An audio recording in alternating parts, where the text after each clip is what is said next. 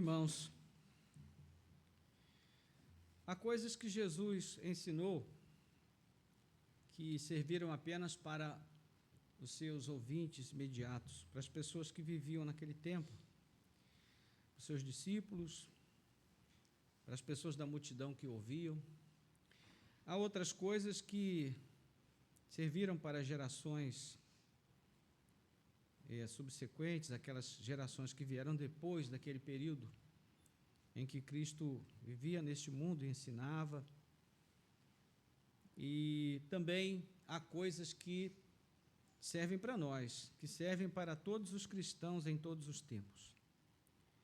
Então eu gostaria de fazer um pequeno exercício com os irmãos, antes da gente fazer a leitura, da seguinte forma: gostaria que você dissesse 3 coisas que Jesus ensinou, 3 princípios ou 3 conceitos que ele deixou para nós, que sirvam para todas as gerações, independente do período de tempo, enfim. Um pequeno exercício. 3 coisas que Jesus ensinou que servem para todas as gerações de cristãos em todos os tempos. Vamos lá. Obediência. Mansidão. Hein? Amor. Oração. O que mais? Perdoar. O que mais? Amar a Deus. Amar a Deus. Aham. Primeiro, amor a Deus. Sim. E segundo, amar aos outros como a nós. Sim. Amor a Deus é o próximo. Mas 3 coisas práticas para a sobrevivência do cristão. Vamos filtrar um pouquinho mais aqui. 3 coisas práticas para a sobrevivência do cristão, que ele precisa para poder sobreviver no mundo, como cristão. Sobrevivência da sua fé. Hã? O Omar tinha falado já: oração, o testemunho, união. Mas assim, existem coisas que são essenciais para a gente sobreviver, né? Vamos pensar na vida física. Na vida física a gente precisa de oxigênio, né? De ar para respirar e para expirar, para inspirar e para expirar. Nós precisamos de água, precisamos de comida. Existem outras coisas que a gente também precisa, de roupa e tudo mais, mas para sobreviver a gente não precisa nem de roupa. A gente só precisa de oxigênio, precisa de comida e água, né? Então são coisas essenciais. Na vida espiritual, na nossa espiritualidade, na nossa vida com Deus, existem coisas que também são essenciais para a gente sobreviver, né? Uma delas já foi falada aqui, a oração. Tem mais 2 que Jesus ensinou, hein? Leitura da palavra.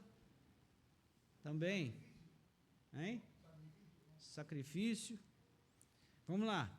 Estamos passando ali pertinho, mas ainda não chegamos. Faltam 2. Hã? Serviço, serviço já apareceu. Falta só uma agora.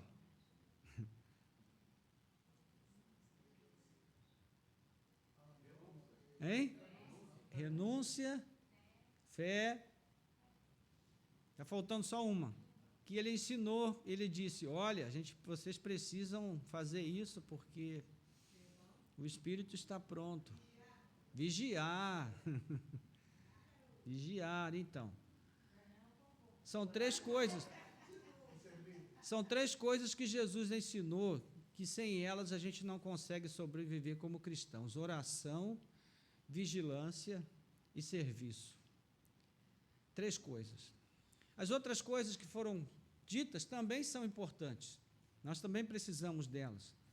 Mas essas 3 coisas são essenciais, né? Quando Jesus estava com eles lá no monte, lá no Getsemane, quando ele estava orando, e ele disse para eles: olha, fiquem aqui e vigiem comigo enquanto eu vou ali orar. E aí eles pediram isso, ele pediu isso, e quando ele voltou, o que os discípulos estavam fazendo? Dormindo, né? E então ele disse para eles: vigiem e orem, porque o espírito está pronto, mas a carne é fraca.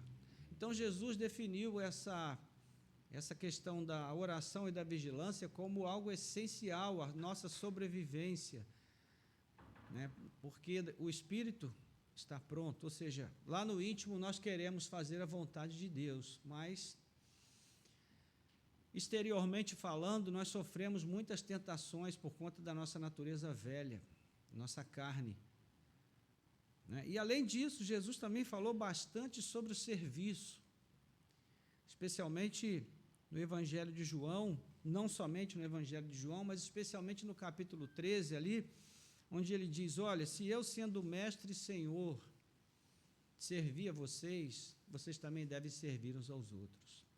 Então a vida cristã, de certo modo, ela se resume a essas três colunas, esses três pilares, oração, vigilância e serviço. Isso que nos mantém vivos, né, espiritualmente falando.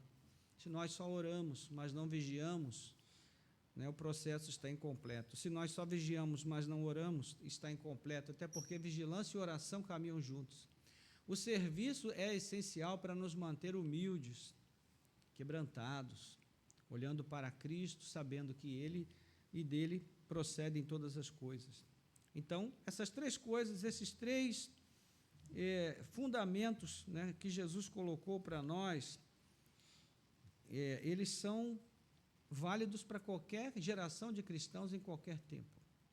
E também eram válidos para os colossenses. E Paulo vai falar sobre isso aqui, na porção que nós temos hoje, que vai encerrar não só a carta aos Colossenses, mas também a nossa série de cartas da prisão. Então, nós vamos ler aqui Colossenses capítulo 4, a partir do versículo 2 até o versículo 18, e depois vamos orar.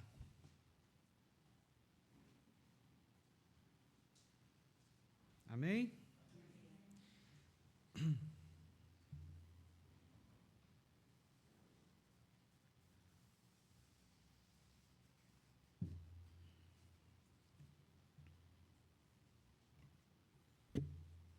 Diz assim a palavra do Senhor: continuem a orar, vigiando em oração com ação de graças.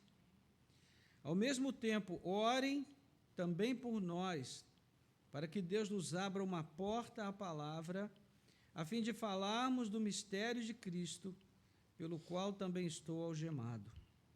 Orem para que eu torne esse mistério conhecido, como me cumpre fazer. Sejam sábios no modo de agir com os que são de fora e aproveitem bem o tempo. Que a palavra dita por vocês seja sempre agradável, temperada com sal, para que saibam como devem responder a cada um. Quanto à minha situação, Tíquico, irmão amado, fiel ministro e conservo no Senhor, lhes dará todas as informações. Eu o estou enviando com o expresso propósito de lhes dar conhecimento da nossa situação e de alentar o coração de vocês. Com ele estou enviando Onésimo, o fiel e amado irmão, que é da igreja de vocês. Eles contarão a vocês tudo o que está acontecendo aqui.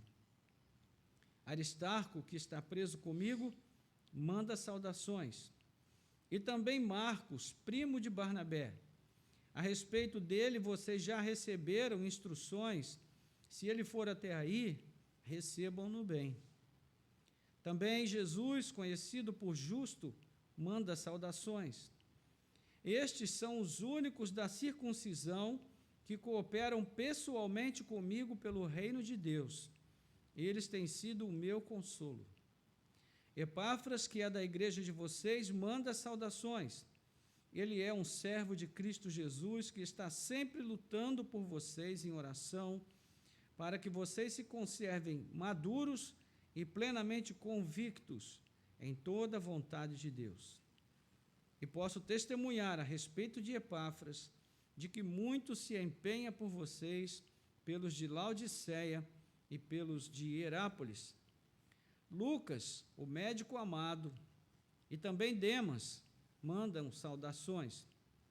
Saúdem os irmãos de Laodiceia, bem como Ninfa e a igreja que se reúne na casa dela. E depois que esta carta tiver sido lida entre vocês, façam com que seja lida também na igreja dos laodicenses. E vocês leiam também a carta que vier de Laodiceia. E digam a Arquipo: atente para o ministério que você recebeu no Senhor, cumprindo bem a sua tarefa. A saudação é de próprio punho. Paulo, lembrem-se das minhas algemas. A graça esteja com vocês. Amém.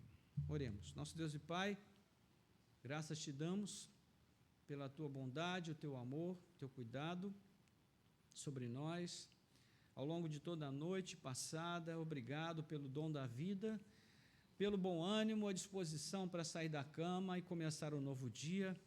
Obrigado pela tua misericórdia que já nos esperava enquanto dormíamos, pela tua provisão e pelo teu sustento, Pai, que já foi ordenado sobre nós desde então. Te agradecemos e te pedimos que a tua boa mão, que nos guiou até aqui, possa nos guiar também agora através da tua palavra.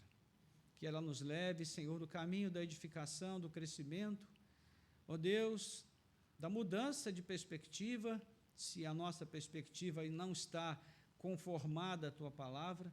O Senhor nos ajude a nos submetermos ao poder e à eficácia do Evangelho sobre as nossas vidas nesta manhã. Nós te pedimos e oramos em nome de Jesus. Amém.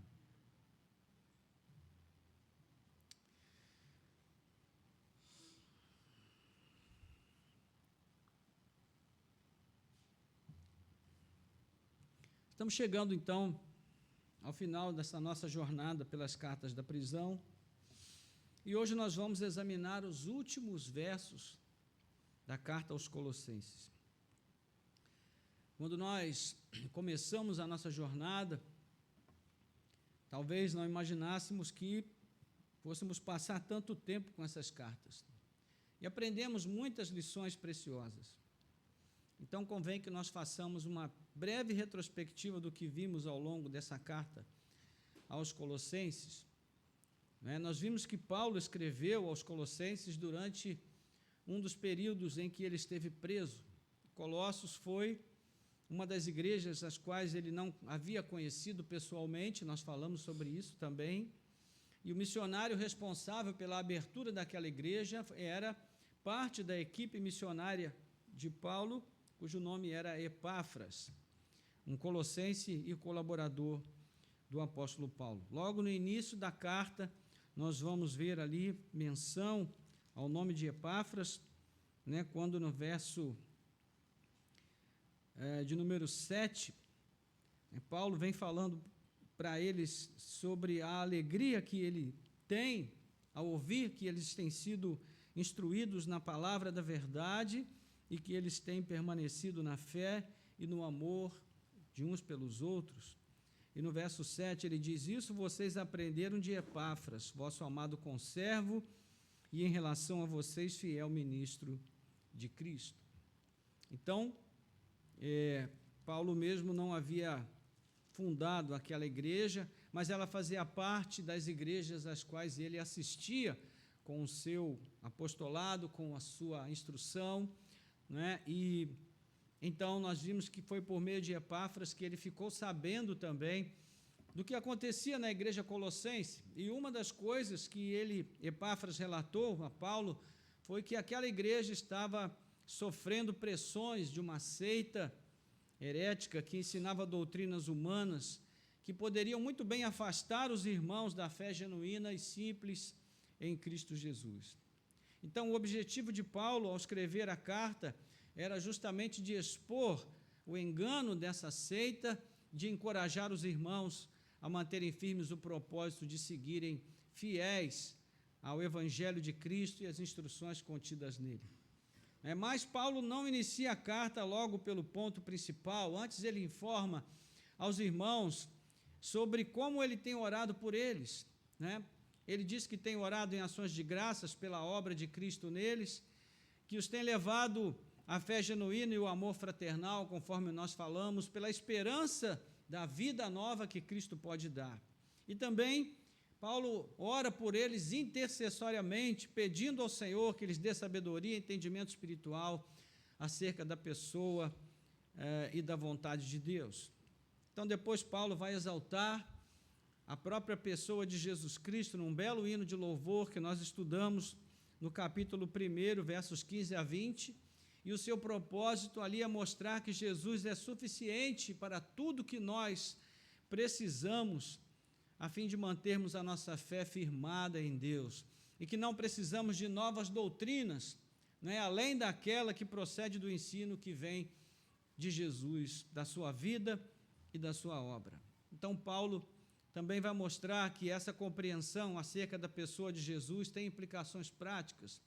A primeira delas é que os irmãos de Colossos e todos aqueles que estão em Cristo deveriam permanecer firmes na fé, sem se afastarem da esperança do Evangelho.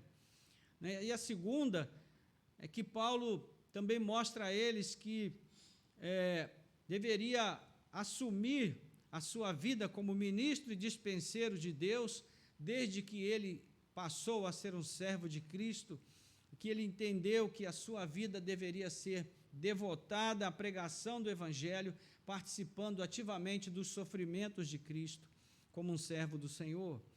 E terceiro, aqueles cristãos, agora não mais somente os irmãos de Colossos, não apenas Paulo, mas os cristãos em geral, mesmo aqueles que ele não conheceria pessoalmente, também aprendessem a resistir aos enganos que os falsos ensinos promovem na Igreja de Cristo naquela época, hoje e sempre. Então, é quando ele entra na arena do combate e vai atacar a heresia, que vinha sendo disseminada ali na Igreja de Colossos e na região ao redor, e nós vimos que essa heresia era composta basicamente por duas ideias principais. A primeira delas era uma espécie de crendice mística, supersticiosa, que tinha também elementos do judaísmo, que apontava para o cerimonialismo judaico, disciplinas dietéticas, o que comer, o que não comer, não coma isso, não coma aquilo, a guarda de certos dias, sábados, lua nova e outras festividades, e também a circuncisão. Nós vamos ver isso no capítulo 2, versos 6 a 19. E Paulo conclui esse ponto mostrando que é a nova vida em Cristo o que deve permanecer em nós, e que essa vida de Cristo que deve brotar de nós é ela que nos firma na verdade e que nos leva a viver de acordo com os propósitos de Deus. Se nós não nascermos de novo, não tivermos uma vida nova em Cristo, todas essas coisas são inúteis. Nenhuma delas pode realmente ser útil no combate contra a carne, é o que Paulo diz. Então ele afirma que essas regras são heréticas porque são humanas e não têm valor algum contra os impulsos pecaminosos da velha natureza. O que devemos fazer, Paulo diz, é ocupar a nossa mente com as coisas do alto, onde Cristo habita e de onde ele virá para tornar manifesta na sua forma visível e plena a nova vida que ele já nos tem dado. Sim, irmãos, nós todos recebemos já a nova vida em Cristo, mas a vida plena que ele vai nos conceder ainda está oculta com ele, ou seja, quando ele se manifestar, essa nova vida também se manifestará. E então nós seremos tudo aquilo que Deus planejou que fôssemos, Então, isso não quer dizer que nós não tenhamos responsabilidades, porque temos. E nós devemos lutar para fazer morrer tudo aquilo que pertence à natureza velha, o homem velho, Ao invés de nos ocuparmos com essas coisas que Paulo vai falar aqui, mostrar esses impulsos perversos que nos prendem no pecado, que nos contaminam, nós devemos buscar avidamente a palavra de Cristo para que ele habite ricamente em nós por meio da sua palavra. Então agora nós somos nova criação em Jesus. Já não deve existir barreiras que nos separem de Deus e uns dos outros. E este homem novo, ele é procedente de todo povo, língua e nação. Então já não há mais escravo, nem livre, nem bárbaro, nem cita, grego ou judeu, mas todos são um em Cristo Jesus. Então não deve haver fronteiras étnicas, nem raciais ou sociais que nos afastem. E esse homem novo, ele deve ser visto e conhecido nos nossos relacionamentos cotidianos, né, na comunhão cristã e com todos aqueles que nós vivemos diariamente, no casamento, na família, nas relações sociais, no trabalho. E é assim que Paulo vai encerrar o capítulo 3, entrando aqui no verso 1 do capítulo 4. E é aqui também que nós chegamos ao nosso texto de hoje. E daqui vamos seguir, ok?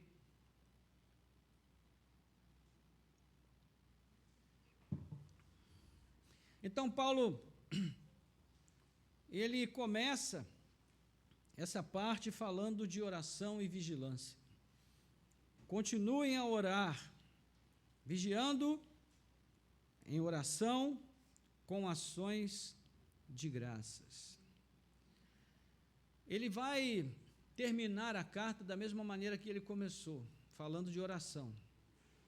Por quê? Porque Paulo sabia muito bem, irmãos, que a vontade humana por si não é capaz de cumprir os propósitos de Deus, de fazer aquilo que o Evangelho determina que façamos.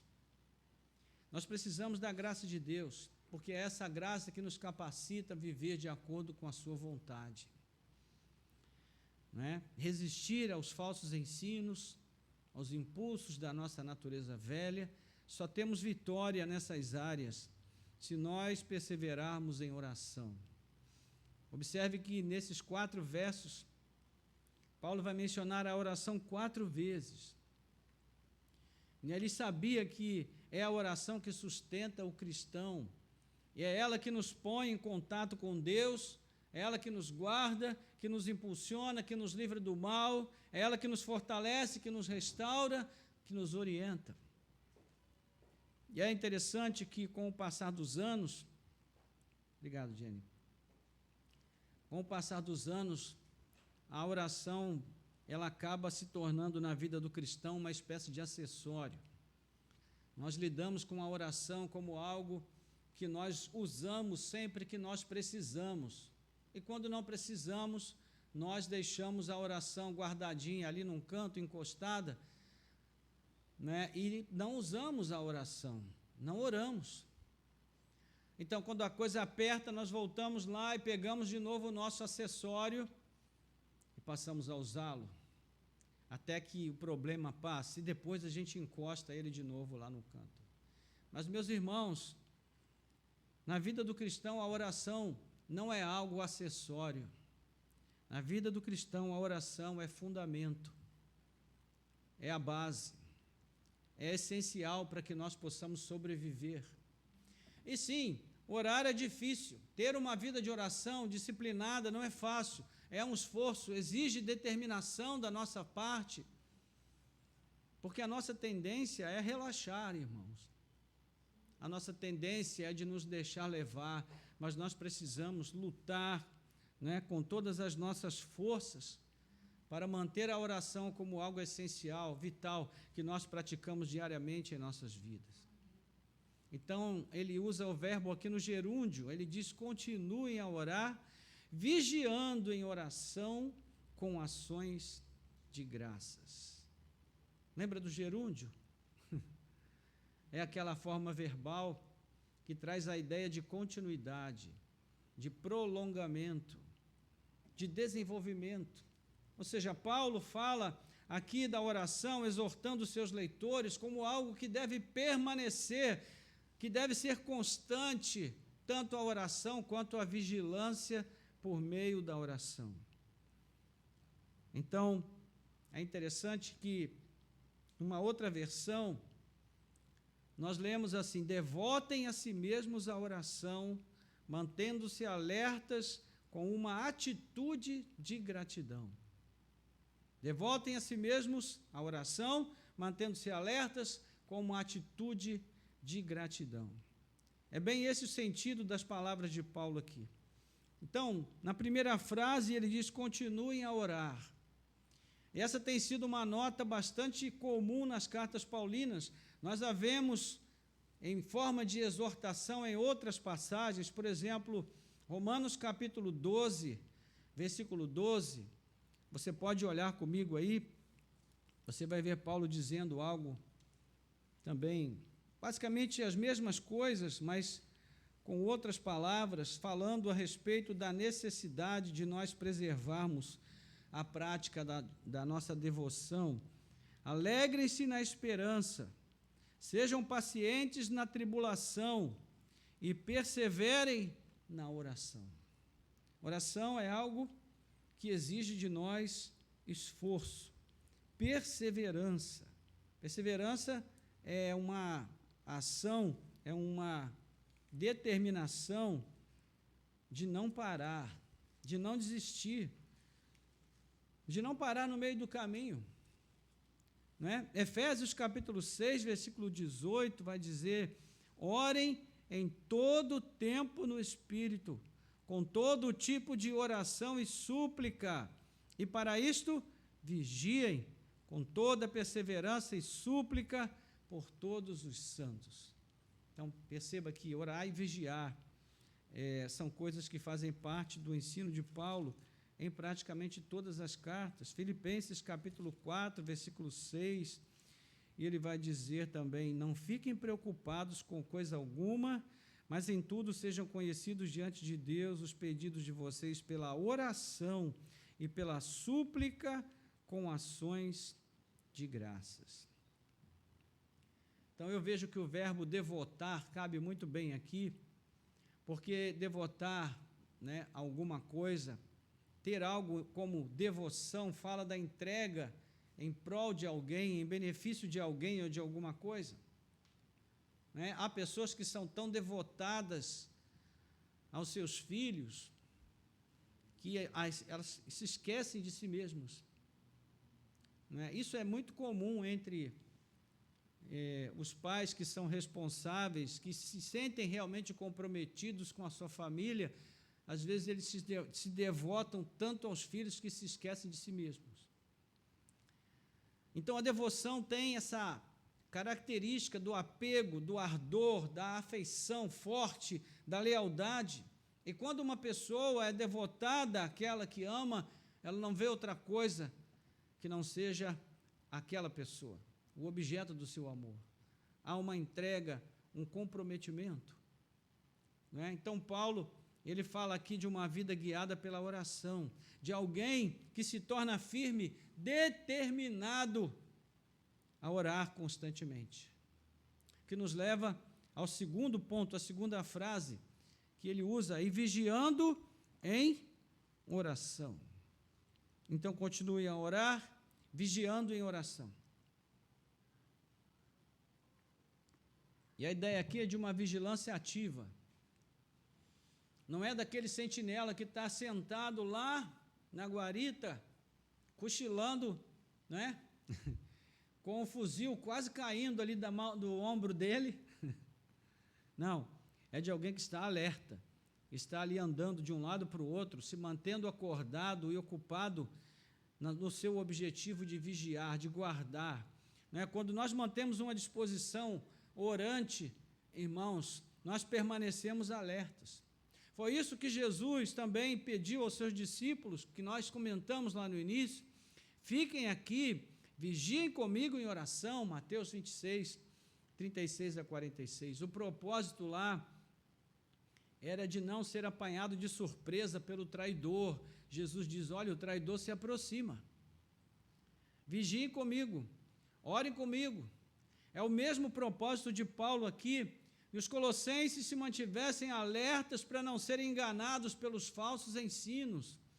A perseverança em oração lhes daria o espírito vigilante.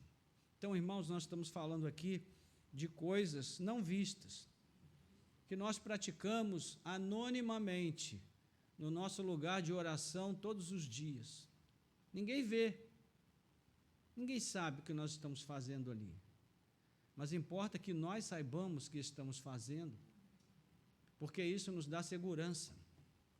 Quando nós não temos compromisso de oração, nós passamos a ser suscetíveis ao medo por qualquer enfrentamento que a gente tem. Você já passou por experiências de viver assim uma situação muito aflitiva em que você se manteve firme e depois ter passado por uma outra experiência muito menos importante, muito menos séria, e você esteve perto de cair? Já aconteceu isso com você? Por que que acontece? E acontece. Porque quando nós estamos muito afligidos, nós oramos mais, nós dobramos os nossos joelhos constantemente, nós nos humilhamos diante do Senhor, mas quando aquela aflição passa, a nossa tendência é relaxar nesse comprometimento. E é aí que nós nos tornamos frágeis. Então, nós nos perguntamos a nós mesmos, por que eu estou tão aflito com essa situação se eu já passei por coisa pior? É porque naquele tempo você orava mais, buscava mais a Deus. E Paulo também diz que nós devemos fazer isso como? Com tristeza, com ações de graças.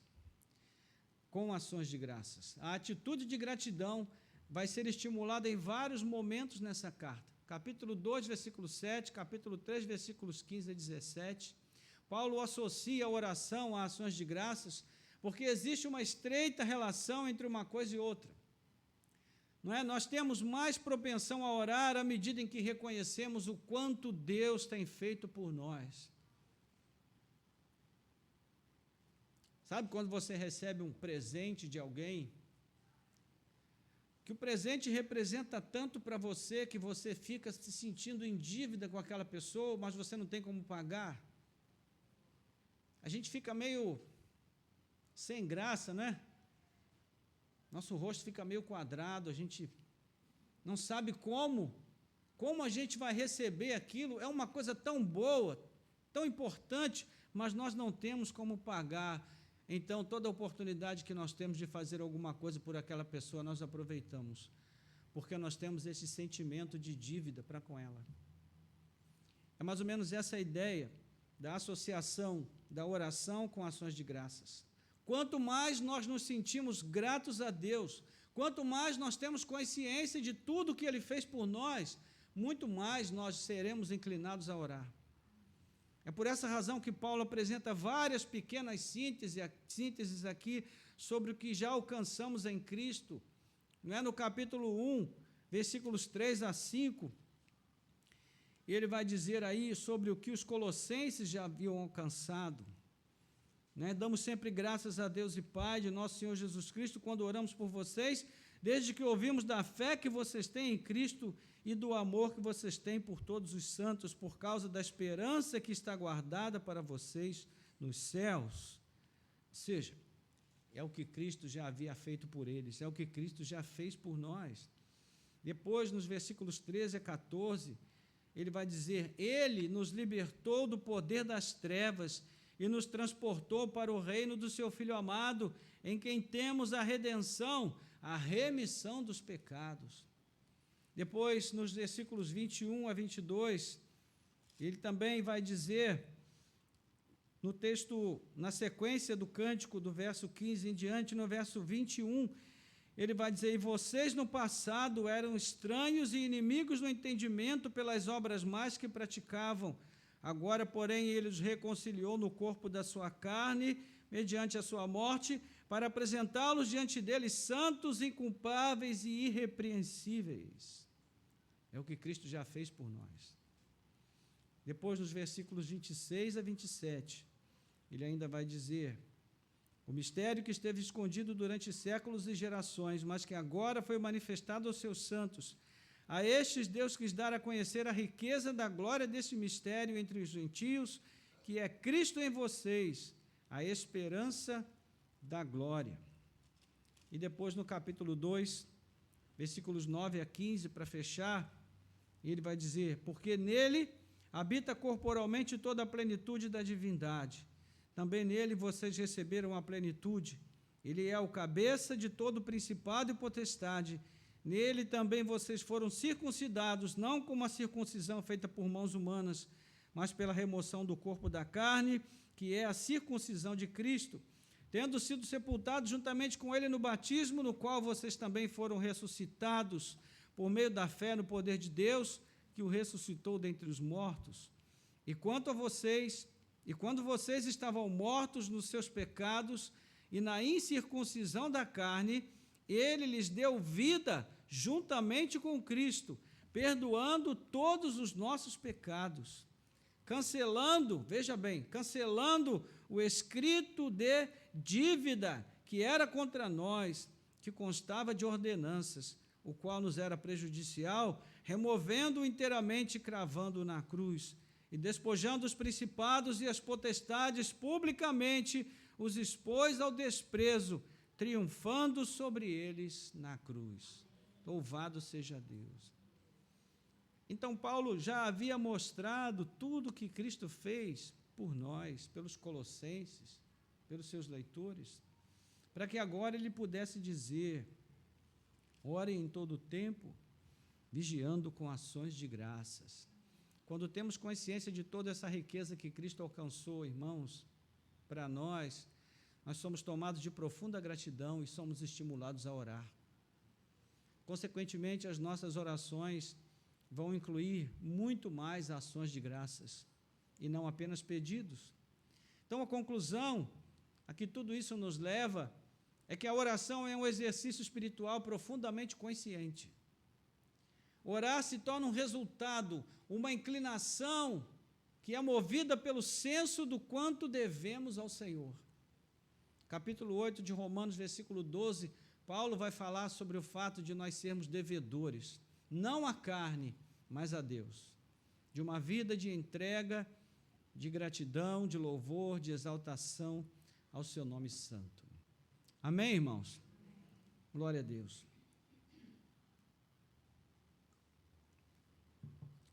Versos 3 e 4, Paulo vai fazer um pedido de oração. Ele diz: ao mesmo tempo, orem também por nós, para que Deus nos abra uma porta à palavra, a fim de falarmos do mistério de Cristo, pelo qual também estou algemado. Orem para que eu torne esse mistério conhecido, como me cumpre fazer. Então ele pede aos irmãos que orem por ele, para que o Senhor lhe abra as portas à palavra. Irmãos, vamos pensar um pouquinho sobre isso. Paulo estava preso, privado da sua liberdade, sem saber o que o aguardava, e ele estava aguardando o julgamento. Não sabia se ele seria solto, se seria condenado, se morreria, se viveria. Numa circunstância como essa, que tipo de pedido seria natural alguém fazer? Hein? Liberdade. Orem por mim para que eu seja livre dessas cadeias. Orem por mim para que o Senhor faça com que o imperador julgue a minha causa e me solte. Os governantes aqui de Roma me deem liberdade para que eu possa pregar o evangelho. Não é isso que ele pede. A única coisa que ele pede é o seguinte: orem por mim para que haja portas abertas para que eu pregue a palavra de Deus. Isso aqui é um tapa na cara, né, irmãos? Para nós que vivemos numa geração tão ocupada consigo mesma. Uma geração tão inquieta com as coisas desta vida. Nós somos essa geração. Nossas agendas estão cheias de tarefas e afazeres e compromissos. E quando nós pensamos em pedir oração, dificilmente nós pedimos a Deus ou aos irmãos que orem por nós a Deus com esse tipo de pensamento, de entendimento. Porque a nossa prioridade não é o reino de Deus, mas a prioridade de Paulo era o reino de Deus. E eu tenho, irmãos, sinceramente, isso é algo que me inquieta. Porque eu fico pensando, meu Deus, se a nossa prioridade não é o reino de Deus, então onde é que está a nossa cabeça, a nossa mente, onde está o nosso coração? Onde nós estamos colocando as nossas prioridades? Como se nós fôssemos viver aqui neste mundo para sempre, ainda que nós saibamos que estamos aqui apenas passando um tempo. Então, irmãos, é algo para nós refletirmos, pensarmos, né? Esse homem que está vivendo numa situação tão aflitiva, o que ele pede à igreja é: orem para que eu possa tornar o mistério de Cristo conhecido, como me cumpre fazer. E eu oro para que Deus coloque em nós esse coração missionário, esse coração servil a Deus, esse coração desejoso, mais de fazer as coisas pertinentes ao reino de Deus se tornarem reais nas nossas vidas, mais de servir ao Senhor, de devotar a nossa vida ao Senhor, do que a nós mesmos, apenas. Então, o objeto da sua pregação é o mistério, que agora já não é mais mistério, porque, conforme nós lemos ali no finalzinho do capítulo 1, já havia sido revelado que Cristo também foi dado aos gentios, né? Cristo vivendo em seus corações, essa é a sua esperança. E Paulo, então, ele lembra que foi o fato de pregar, né, que Deus incluiu também os gentios em seu plano salvífico, que o levou à prisão. Ele diz: por causa do mistério de Cristo que eu estou algemado. Se você fizer uma retrospectiva, né, a partir de Atos, capítulo 22, quando Paulo vai ser levado ali para a prisão, porque ele estava sendo ameaçado de linchamento pelos judeus. Eles pensavam que Paulo havia levado Trófimo, um gentio, para dentro do templo, coisa que não era verdade, e então criaram ali as lideranças judaicas uma confusão tão grande, e eles queriam de todas as formas pôr as mãos em Paulo. Então a guarda cercou Paulo e o levou para a prisão. E antes de chegar à prisão, subindo as escadas, ele pediu para falar ao povo, e ele então falou longamente ao povo. Mas quando ele disse que Deus também havia revelado a salvação, a inclusão na aliança para os gentios, né, capítulo 22 de Atos, 21 a 24, então o texto diz que dali em diante ninguém escutou mais nada. O que eles queriam era acabar com a vida de Paulo. Que morra esse homem, disseram. Então Paulo estava preso por causa do mistério de Cristo, por causa da palavra de Cristo que ele deveria compartilhar com os gentios, que incluía os gentios no propósito salvífico de Deus. Então, irmãos, a evangelização sempre caminha lado a lado com a oração, porque os desafios são grandes. A palavra de Deus sempre encontra barreiras, porque ela é palavra de salvação. Então, nós precisamos pedir ao Senhor que nos proporcione a oportunidade de pregar, que nos dê esse coração missionário. É isso que Paulo desejava, a sua grande paixão era falar de Cristo, e é isso que move o seu coração o tempo todo. Não é? O terreno para a semeadura da palavra precisa ser preparado, e quem prepara é o Espírito Santo. Então, irmãos, o poder de convencimento das nossas palavras é muito pouco, é muito limitado. Quem faz a obra de transformação no coração das pessoas é o Espírito de Deus. Então, nós podemos pregar bem, conhecer o sentido original das palavras bíblicas, nós podemos ter a interpretação correta de cada passagem, nós podemos imaginar as aplicações mais criativas. No entanto, se Deus não abrir os corações, se Ele não conceder a fé para a salvação, todo o nosso esforço será vão, será inútil. Então, por isso, além de nos preparar bem, e nós devemos nos preparar bem, também precisamos orar fervorosamente e pedir ao Senhor que abra as portas. É isso que Paulo está pedindo aqui. Agora, isso exige de nós uma mudança de mentalidade.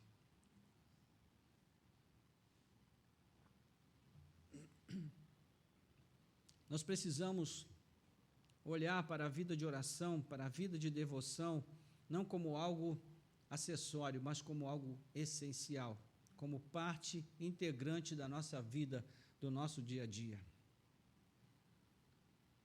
E olha, irmãos, isso não é fácil, não. Então, nesse sentido, Paulo exorta os seus leitores a que também tenham em mente esse objetivo, de levar pessoas a Cristo. E, nesse sentido, ele mostra que duas coisas devem ser observadas. Versículos 5 e 6. Sejam sábios no modo de agir com os de fora e aproveitem bem o tempo. Que a palavra dita por vocês seja sempre agradável, temperada com sal, para que saibam como devem responder a cada um. O alvo agora são os de fora. Sejam sábios no agir com os de fora.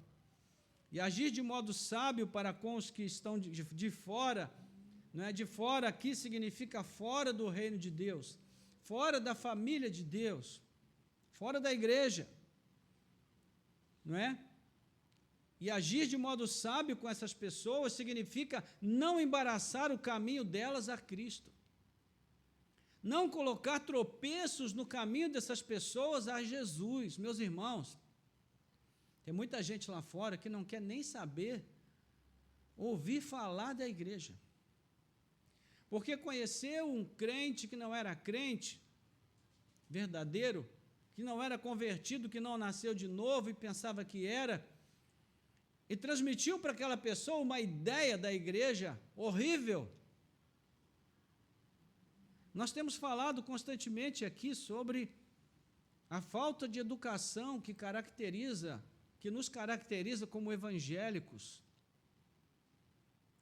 Né? Nós somos arrogantes, irmãos, pretensiosos. Diminuímos a religião dos outros, sem dó nem piedade. Fazemos pouco, fazemos piada. Mas não é isso que nós aprendemos com Jesus. O que nós aprendemos com Jesus é que nós precisamos lidar com as pessoas entendendo que elas pertencem a Deus. Que Deus é o Senhor de tudo que existe, de toda a criação e de toda pessoa que existe. Então, não é falando mal da religião de uma pessoa, criticando a religião dela, que nós vamos levá-la a Cristo. Não é dessa forma. Não é quebrando as suas imagens, jogando fora, porque os ídolos não estão necessariamente numa imagem física, os ídolos estão no nosso coração.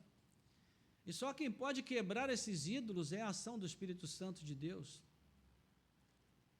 Então, nós precisamos ser gentis, precisamos ser mais polidos, mais educados, mais cordiais, mais amáveis. Veja o que Paulo diz, ele diz, olha, que a palavra dita por vocês seja sempre agradável. Agradável. Então, ele fala sobre ser sábio no agir.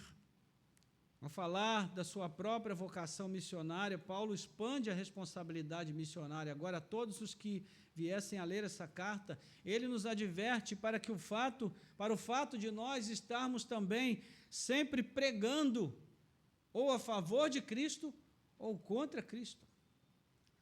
Nossas ações pregam aos que estão de fora, irmãos. Então, antes de falar de Cristo, nós precisamos mostrar Cristo aos que estão lá fora, através do nosso testemunho.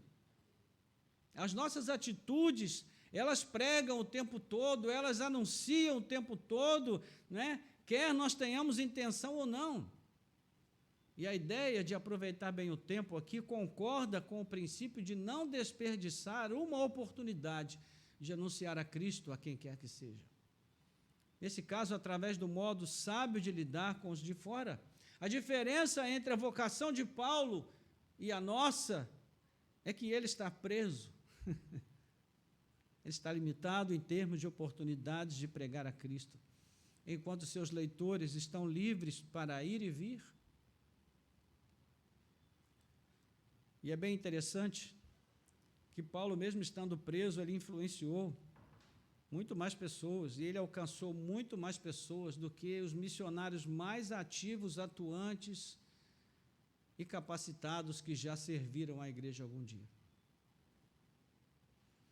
Então, irmãos, nós devemos zelar pelo tempo que nos é dado, aproveitando as oportunidades que Deus concede a cada um de nós como uma dádiva, um patrimônio de grande valor quando o assunto é anunciar o Evangelho.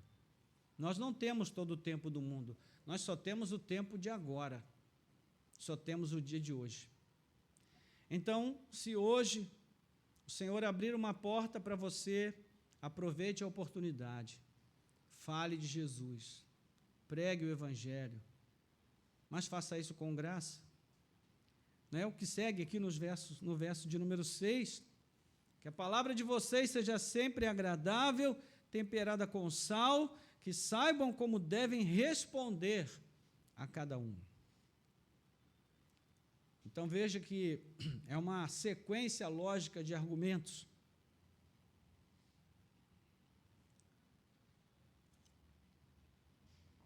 O mesmo que se aplica às ações, se aplica às palavras. A palavra que sai da nossa boca, sobretudo para com os de fora, ela deve ter duas qualidades. Primeiro, ela deve ser agradável, e segundo, deve ser temperada com sal. E às vezes, em determinadas situações, seria melhor a gente levar essa palavra ao pé da letra e colocar uma colher de sal na língua, né? Do que falar certas coisas que a gente muitas vezes fala e depois se arrepende.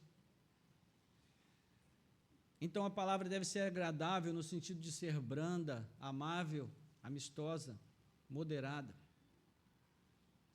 O cristão consciente muitas vezes se torna pesado no falar, irmãos. Aliás, o cristão inconsciente muitas vezes se torna pesado no falar.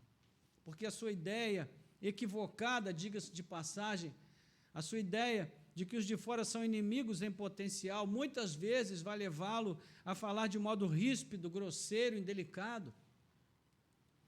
É claro que para falar de modo agradável, nós precisamos escolher bem as palavras antes de dizê-las. Né? Veja como a questão da consciência está presente o tempo todo. Quantas vezes você pensa antes de falar? É uma questão que a gente deve levar em conta, irmãos. O cristão sábio é ponderado, é moderado, ele reflete, ele pensa. Até porque, quando a gente entra num modo carnal dentro das nossas relações cotidianas, a nossa consciência parece que se apaga e nós vamos falando apenas instintivamente. Não pensamos no que dizemos. Então, Paulo está dizendo que a palavra de vocês seja agradável e seja uma palavra refletida, pensada. E segundo, ele diz que a nossa palavra tem que ser temperada com sal. E ele utiliza aqui uma expressão que era usada pelos rabinos. Eles falavam, os rabinos, da palavra temperada com sal como metáfora para a instrução da sabedoria. Em que sentido? É que a sabedoria no agir deve ser acompanhada da sabedoria no falar. É evidente, irmãos, que aqui também temos um eco ao ensino de Jesus, quando ele diz, vós sois o sal da terra. Mateus capítulo 5, versículo 13. Então, a nossa palavra, ela não deve ser insossa. Ela deve e precisa comunicar a conservação da graça, do amor, da compaixão de Deus, pelos eleitos que ainda estão lá fora, que ainda não foram recolhidos para o reino de Deus. Então, é nesse sentido que a nossa palavra deve ser temperada com sal. Ela deve atribuir algum sabor à vida das pessoas que estão vivendo uma vida sem sabor nenhum, sem vida, sem graça, sem salvação, sem sentido, porque elas estão fora do reino de Deus. Por que é que muitas vezes nós desejamos tanto a conversão de pessoas que amamos e não vemos estas conversões acontecerem? Bom, as razões são muitas, mas uma das razões certamente é a nossa falta de habilidade de lidar com essas pessoas como cristãos. Isso é um fato, irmãos. Versos 7 a 11, na sequência, quanto à minha situação, Tíquico, irmão amado, fiel ministro e conservo no Senhor, lhes dará todas as instruções. E eu estou enviando com o expresso propósito de lhes dar conhecimento da nossa situação e de alentar o coração de vocês. Com ele estou enviando Onésimo, fiel e amado irmão, que é da igreja de vocês, e eles contarão a vocês tudo o que está acontecendo aqui. Aristarco, que está preso comigo, manda saudações, e também Marcos, primo de Barnabé. A respeito dele, vocês já receberam instruções. Se ele for até aí, recebam-no bem. Também Jesus, conhecido por justo, manda saudações. Estes são os únicos da circuncisão que cooperam pessoalmente comigo pelo reino de Deus. Eles têm sido o meu consolo. Então, Paulo, depois de falar a respeito de oração, de vigilância, não é? Especialmente no sentido do testemunho, do bom testemunho cristão, ele agora também vai falar do serviço. Ele se prepara para terminar a carta e agora ele quer dar ciência aos seus leitores da fidelidade de alguns companheiros que se mantiveram leais a ele, mesmo ele estando preso. Mesmo estando preso. Alguém aqui é amigo de um preso? Temos um, mas eu não vou falar quem é. É difícil ser amigo de um preso, né, irmãos? Porque ninguém quer se associar a uma pessoa que está presa. A gente fica pensando na nossa reputação. Eu me lembro de uma ocasião em que fui visitar um rapaz que era membro de uma igreja que eu frequentei, e eu fui com o meu pastor visitar essa pessoa. E nesse dia, nós chegamos na penitenciária para visitar a pessoa. Na verdade, não era bem uma penitenciária, era uma delegacia. Então, nós chegamos na delegacia e a pessoa que era responsável ali pela triagem disse, vocês podem deixar os objetos aqui, né, de uso pessoal. E naquela época, alguns homens usavam uma carteira comprida assim, que tinha várias repartições por dentro, e o meu pastor usava uma carteira dessa. E aí ele cometeu um erro, uma gafe tão grande, de querer fazer uma brincadeira com a pessoa que estava lá fazendo a triagem. Ele disse assim, mas vocês vão me devolver minha carteira quando eu sair, né? Pronto. Aí o agente falou assim, olha, o senhor pode ficar aqui de lado porque o senhor não vai entrar mais. Aí eu tive que ir sozinho para visitar o rapaz. Eu não era pastor dele, mas tive que fazer ali o meu melhor para tentar levar uma palavra de encorajamento para ele, né? Mas o fato, irmãos, é que os presos, eles recebem poucas visitas, porque ninguém quer se associar com o preso. A situação de Paulo não era diferente. É importante a gente lembrar disso. Ele era um prisioneiro à espera de julgamento. Né? Os judeus o odiavam por causa de Cristo. Os romanos o viam com desconfiança, porque ele era alguém que era sujeito a promover distúrbios por causa da sua maneira de ser, do seu modo de vida, das escolhas que ele fez em relação a Jesus. Então não era fácil ser amigo de Paulo, não é fácil ser amigo dele, ser associado a ele, porque afinal o seu destino poderia acabar se tornando o destino daqueles que se associassem a ele. E aqui nós temos o caso do próprio Aristarco, que nós vamos falar sobre ele daqui a pouco. Então, esses homens que se mantiveram leais e solidários merecem crédito. E é isso que Paulo vai fazer agora, ele vai dar crédito a esses homens. E essa é uma outra característica incrível de Paulo, admirável. Ele era uma pessoa que ele dava crédito às pessoas que o ajudavam, que estavam com ele. Você pode observar que no final de cada carta ele vai fazer saudações, manifestando ali a inquietação com pessoas que o ajudam, né, incluindo essas pessoas como parte daquele projeto de instrução que a carta representa, enfim, ele dava crédito. E é interessante notar que essa parte da carta ela se apresenta como um exemplo, uma espécie de microcosmo da igreja de Cristo, como Paulo havia e a definia. Não é que é uma comunidade multiétnica, multirracial, de perdoados e redimidos em Cristo.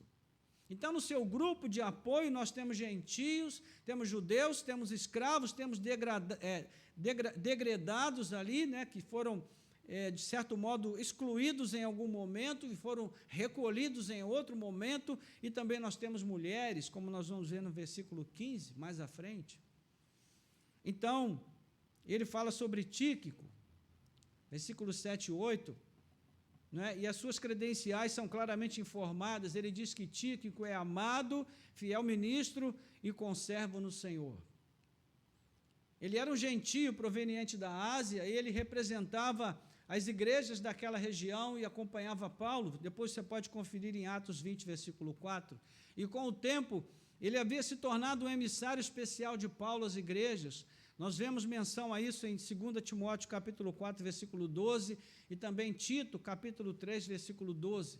Paulo o enviou a Colossos com uma missão especial. Ele diz com o expresso propósito de dar um relatório fidedigno da sua situação na prisão, de modo a levar alento aos corações dos irmãos. Por que alento? Porque é certo que os irmãos de Colossos, eles estavam inquietos por falta de notícias sobre o destino de Paulo. Será que ele ainda está vivo? Será que ele foi solto? Será que ele está preso ainda? Então, ele enviou Tíquico com essa missão de informá-los sobre a sua situação. Mas ele também enviou Onésimo, versículo 9.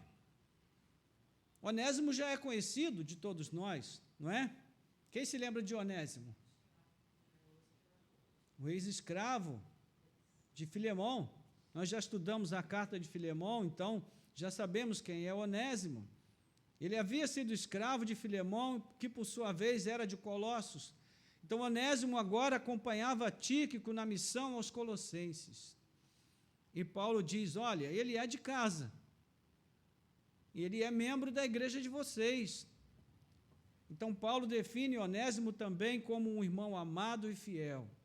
E a sua função seria a de ajudar Tíquico ali a prestar relatório oral, né, à igreja de Colossos. Então, veja que é uma comunidade muito variada essa que está ali ao redor de Paulo, esse grupo que o apoia. Aristarco, versículo 10, ele diz que está preso comigo. Aristarco era um macedônio que vinha experimentando adversidades desde há muito tempo, né? Pelo menos desde o tumulto em Éfeso, quando ele foi arrastado pela multidão enfurecida, Atos 19, 29, e agora ele estava preso com Paulo. Você vai ver também no capítulo 27 de Atos, que ele estava no navio que levou Paulo a Roma, também participou do naufrágio e também sobreviveu. Ou seja, é um companheiro, de fato, era um companheiro de lutas de Paulo. Então, agora ele estava preso com ele. É o arquétipo do companheiro leal que está com a gente para o que der e vier. São poucas as pessoas assim na vida, né, irmãos? Aquelas pessoas que choram com a gente, que se alegram com a gente, que sofrem com a gente, que estão com a gente para toda e qualquer situação. Companheiro leal. Uma pessoa digna de ser mencionada como um companheiro leal. Mas também havia João Marcos, capítulo 10, versículo 10, perdão, segunda parte. E esse aqui é um caso especial. Já falamos sobre isso aqui outras vezes, né? Para entender, nós precisaríamos voltar a Atos capítulo 13, onde nós vamos ver ali uma situação entre João Marcos, Paulo e Barnabé. Paulo e Barnabé saíram de Chipre com João Marcos na primeira viagem missionária, e eles iriam se dirigir à região de Antioquia da Pisídia. Mas João Marcos temeu, porque ele viu a dificuldade da obra missionária logo no início da primeira viagem, e então ele decidiu deixá-los e voltar para Jerusalém. Então, por ocasião da segunda viagem missionária, Barnabé queria levar João Marcos, mas Paulo não concordou. E essa questão se tornou algo tão forte entre eles que os separou. Então eles se dividiram. Paulo foi para um lado e Barnabé e João Marcos foram para outro, Atos 17, 36 a 41. E nós vemos aqui que Paulo já havia orientado aos colossenses, em algum momento anterior, né, que recebessem bem João Marcos, provavelmente na carta que ele havia escrito para Laodiceia. E na segunda carta a Timóteo, Paulo faz uma recomendação especial, ele diz, olha, toma contigo também Marcos, encontre-o e traga-o, porque ele me é útil ao ministério. 2 Timóteo 4,11. Ou seja, o que vemos é que, em algum momento, duas coisas aconteceram. Primeiro, houve reconciliação entre João Marcos e Paulo. E segundo, João Marcos se tornou um homem maduro, um servo de Deus comprometido realmente com a vontade do Senhor. Então, houve perdão, houve graça, houve reconciliação, houve amor, houve desejo de servir a Deus, e o Evangelho ganhou com essa reconciliação. João Marcos se tornou tão importante para a igreja, que Pedro vai chamá-lo de filho, e ele também é o responsável pelo Evangelho de Marcos. Então, veja só, irmãos, como uma simples atitude de afastamento de uma pessoa pode trazer prejuízos enormes, irreparáveis, mas, ao mesmo tempo, quando há reconciliação, todos ganham, não é? Todos ganham.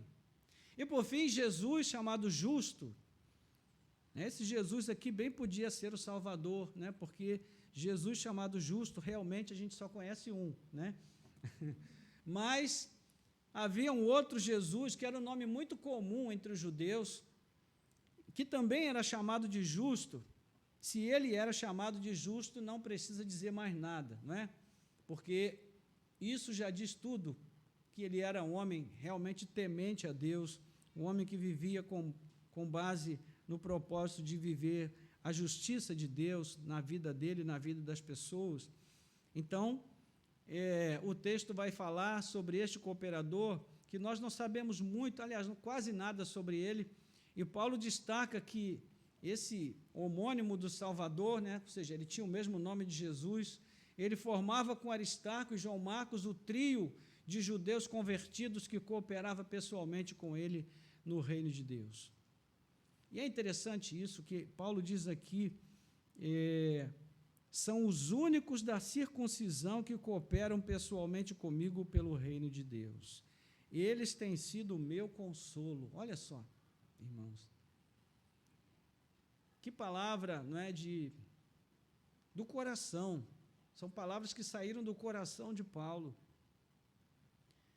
Agora é interessante que, embora Paulo fosse um judeu de linhagem nobre, famoso por sua dedicação ao judaísmo rabínico, até o seu encontro com Cristo em Damasco, é interessante que ele não tinha no ministério mais nenhum companheiro judeu, além desses três. Ou seja, todos os seus irmãos o abandonaram realmente, por causa de Cristo, não é?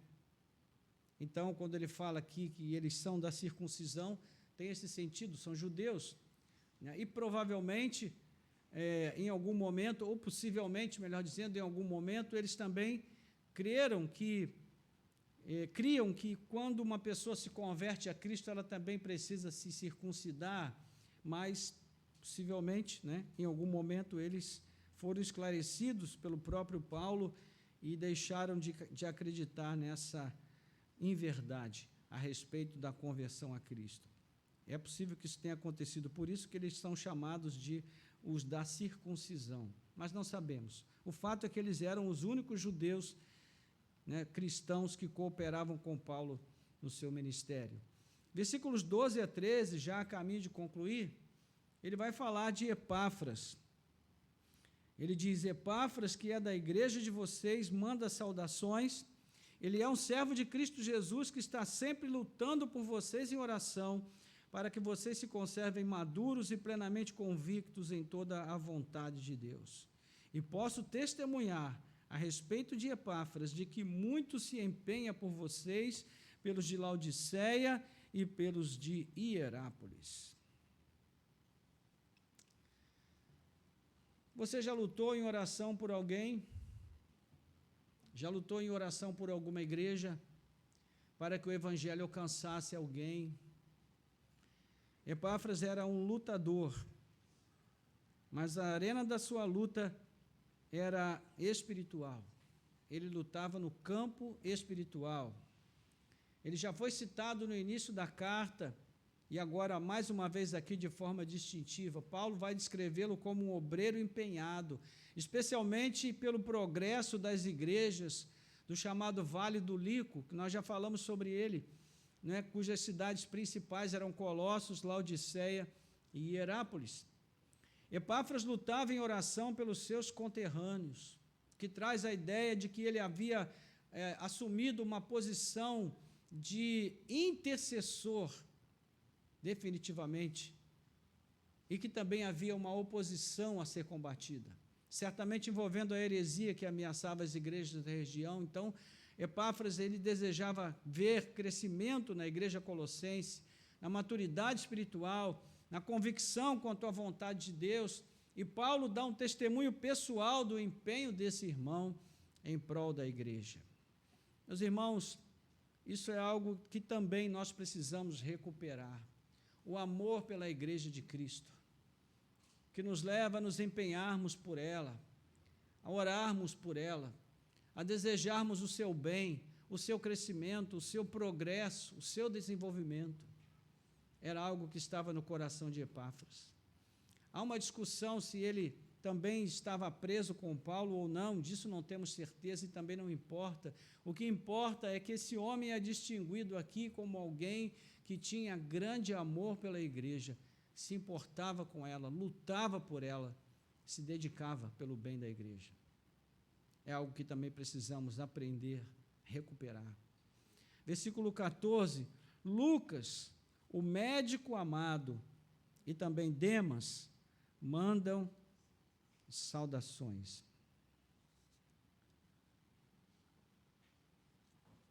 Então, a distinção que Paulo faz de Lucas é que ele é o médico amado.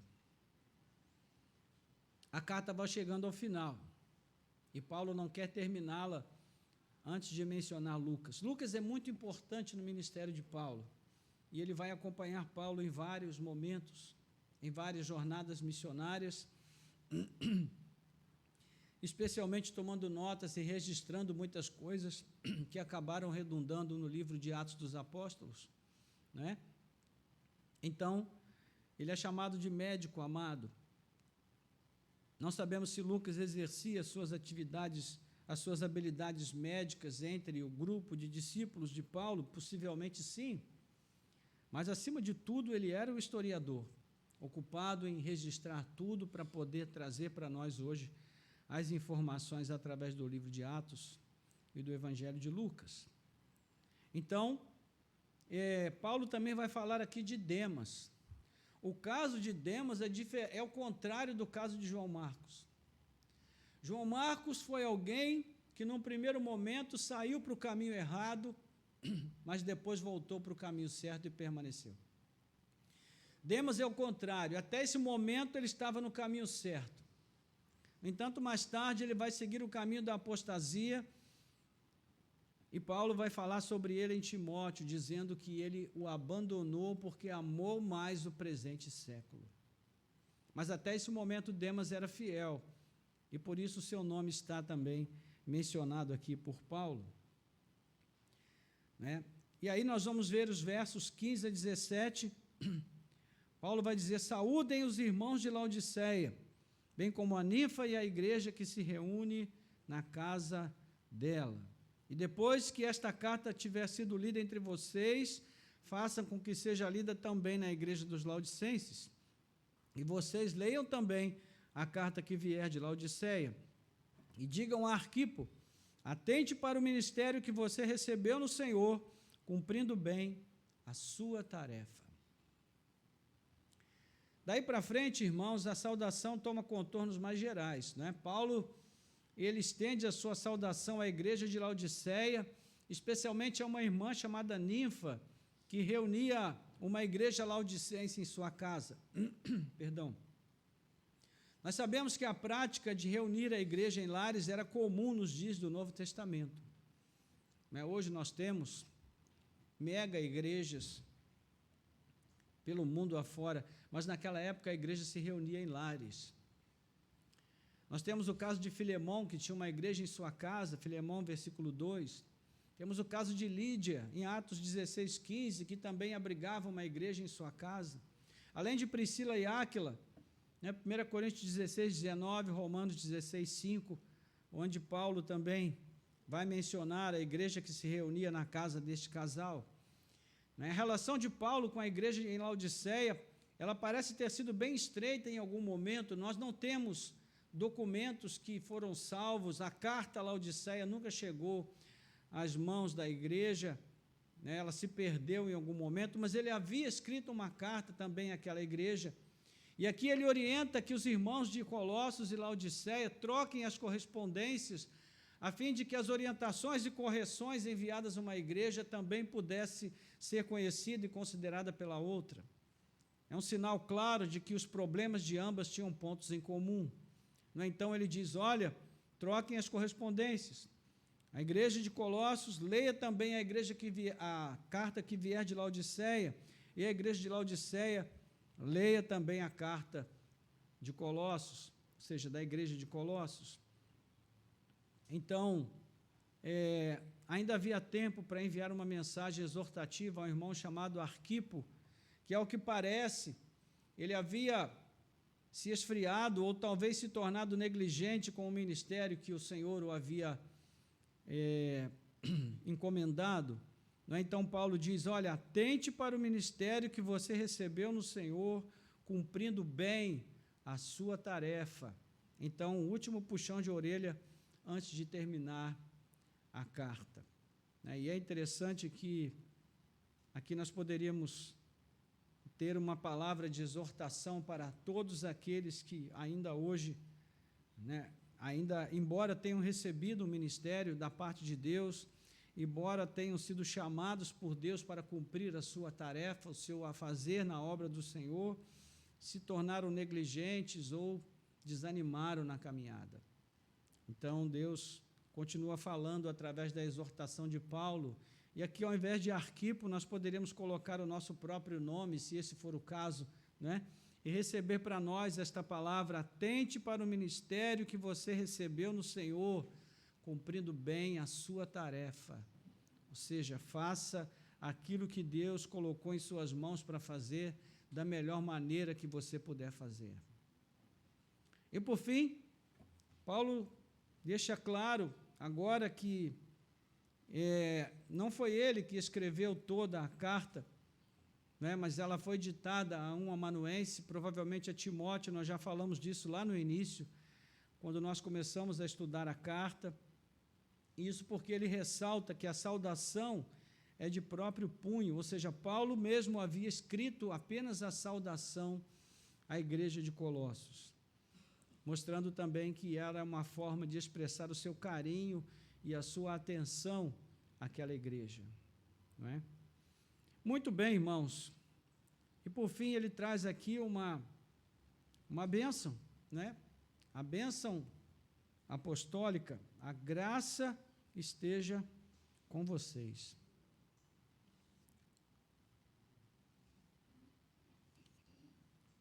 Glória a Deus.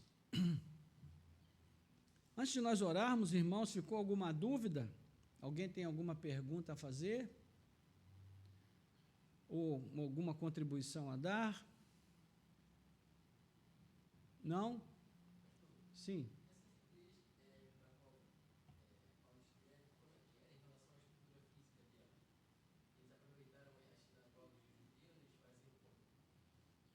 Então, até onde nós sabemos, essas igrejas se reuniam em lares, nós não temos informações sobre igrejas, prédios construídos especialmente para se tornarem uma igreja naquele momento. As igrejas eram lares, sempre se reuniam em lares. E era assim que a igreja avançava, A primeira menção a uma igreja constituída, de fato, um prédio que foi construído para abrigar a Igreja de Cristo naquela região, se eu não me engano, chamava-se Dura Europo, mas eu também não tenho agora a data em que ela foi construída, mas foi bem tardiamente, bem depois do período ali do primeiro século, e, de fato, as igrejas se reuniam em lares. Seria possível, talvez, que houvesse um ginásio ou mesmo o cenáculo era preparado numa casa, né?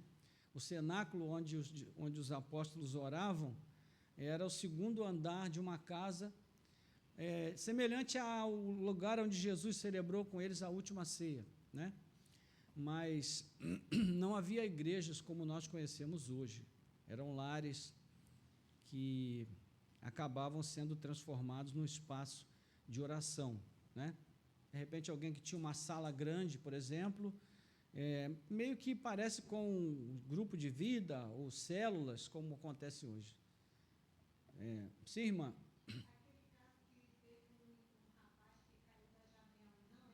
Não. Era uma casa no andar de cima, onde eles estavam, né? E ele então despencou da janela o Eutico. Então, basicamente era isso. Não havia igrejas. A igreja começou a se tornar um espaço físico, a igreja começou a ser o nome dado ao espaço físico a partir do quarto século, principalmente, porque depois que Constantino se converteu, entre grandes aspas, né, a igreja passou a ser a igreja do Estado, passou a ser a igreja oficial, a religião oficial de Roma, e então, a partir daquele momento, os governantes iriam passar a frequentar os cultos, e então, preocupados em receber os governantes, né, os líderes daquele momento, a igreja daquele momento começou a se preocupar em construir catedrais, né, porque é interessante que para receber Jesus podia ser até numa caverna, né, que é o Rei dos Reis e o Senhor dos Senhores. Mas para receber o imperador, o governador, tinha que ter um templo bonito para receber, né, com toda a pompa e a circunstância. É por isso que tem muita gente que diz que a igreja entrou em apostasia a partir do quarto século, porque foi o momento em que a igreja abandonou a sua simplicidade, a sua singeleza.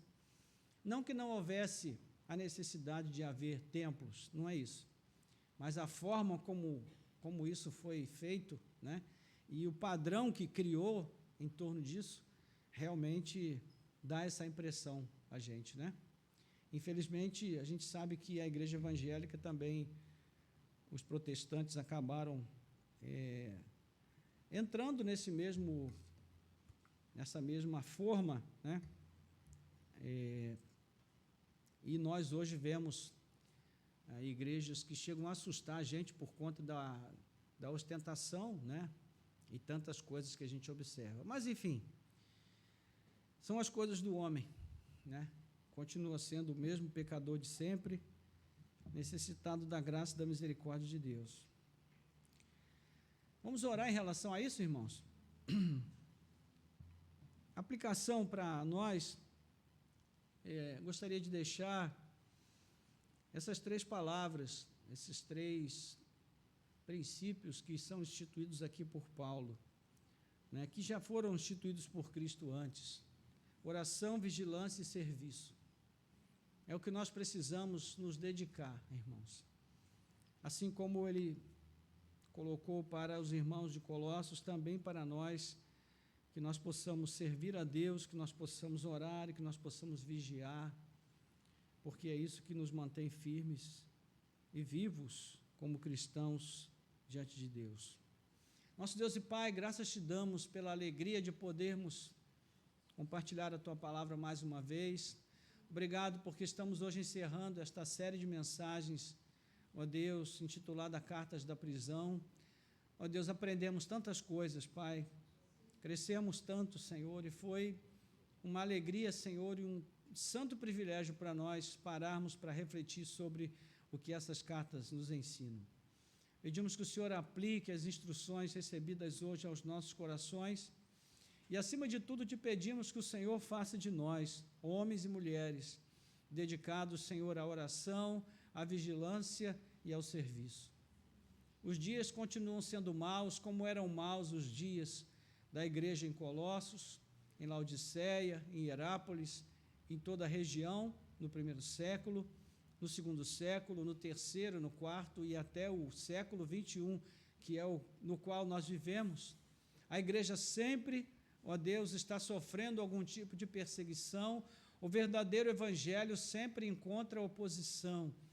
E nós estamos sempre sujeitos, Pai, a cair, a tropeçar, a nos afastarmos do caminho por conta da falta de oração, da falta de vigilância e da falta de comprometimento ao serviço, que nos mantém humildes, que nos mantém conscientes, ó Pai, de que o Senhor nos chamou para te servir, para te adorar e glorificar o teu nome através dos dons que o Senhor tem concedido à vida de cada um de nós.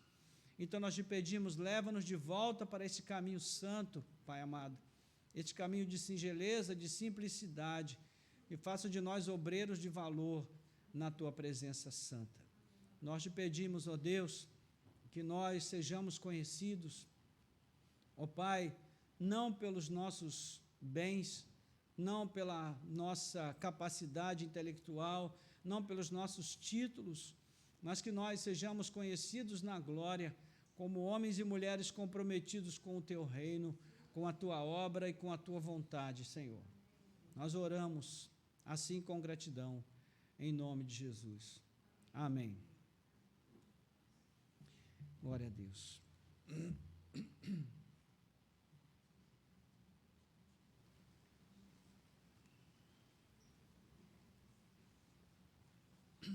Glória a Deus.